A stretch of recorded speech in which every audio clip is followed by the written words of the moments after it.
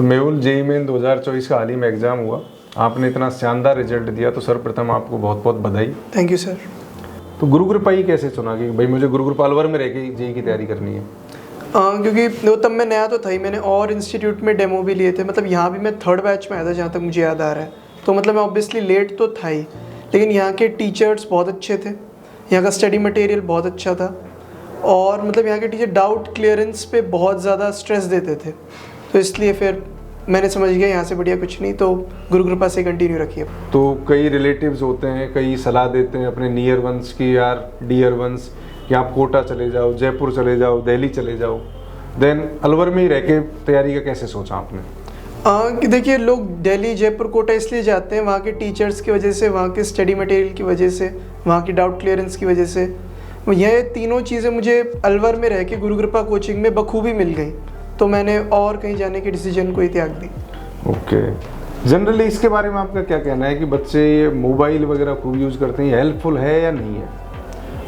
Mobile वैसे तो देखो, मोबाइल पे सब कुछ है, इंटरनेट पे काम की चीज़ें भी हैं और नॉलेज की चीज़ें भी हैं, और एडिक्शन टाइप भी लगता है, लेकिन आज के ज़माने में एडिक्शन को रोकना मुश्किल है। तो मेरा तो ये मानना है मोबाइल का यूज़ नहीं करना चाहिए एक स्टूडेंट को, तो एटलीस्ट। तो मेहुल, जनरली बच्चों का, जैसे मैं खुद 15 साल से पढ़ा रहा हूँ, ये अमूमन प्रॉब्लम होती है स्टूडेंट्स के अंदर कि जैसे हम 12th स्टार्ट करते हैं तो 11th का सिलेबस देना ही होगा। अगर मैं सिर्फ 12th के चैप्टर्स टेस्ट में देंगे तो 11th बच्चा भूल जाता है।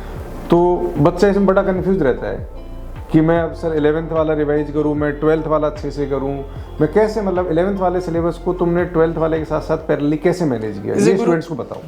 जैसे गुरु कृपा अलवर ने अपने को एक मतलब प्लानिचर दिया था, मतलब हर टेस्ट से पहले अपने पास 15 दिन की विंडो होती है। मैं 15 दिन पहले टेस्ट होता है, मतलब पता होता है कि ये टेस्ट में क्या आने वाला है। जैसे मैथ में मान लीजिए बाइनोमियल थ्योरम आ रहा है, फिजिक्स में मान लीजिए 1D आ रहा है, केमिस्ट्री में मोल कॉन्सेप्ट आ रहा है। तो अपन उन 15 दिन में उन चैप्टर्स की, जैसे मैंने एक्सरसाइज 1 और 2 लगा ली मॉड्यूल से, तो ऐसे करते करते 15 दिन में जो टेस्ट में चैप्टर्स आ रहे हैं अपने 11th के, वो पूरे कम्प्लीटली रिवाइज हो जाते थे अपने। तो लगभग डेली अपने को कितना टाइम डिवोट करना चाहिए 11th के लिए, या आप जो जस्ट टेस्ट से 1-2 दिन पहले ही कवर करते थे, कैसे प्लान करते थे इसको? मतलब टेस्ट से 1-2 दिन पहले कवर करने का तो मतलब फ़ायदा नहीं होता ज़्यादा।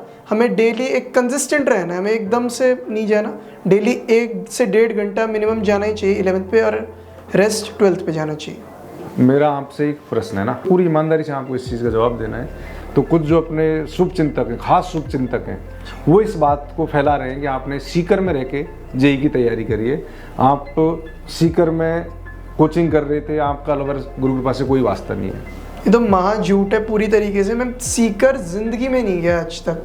मतलब मैंने जब ये खबर फैली थी ना सर, मैंने पेरेंट्स से पूछा था कि कहीं मैं मतलब छोटा हूँ तब सीकर लेकर गए हूँ, लेकिन मतलब वो उन्होंने मना कर दिया।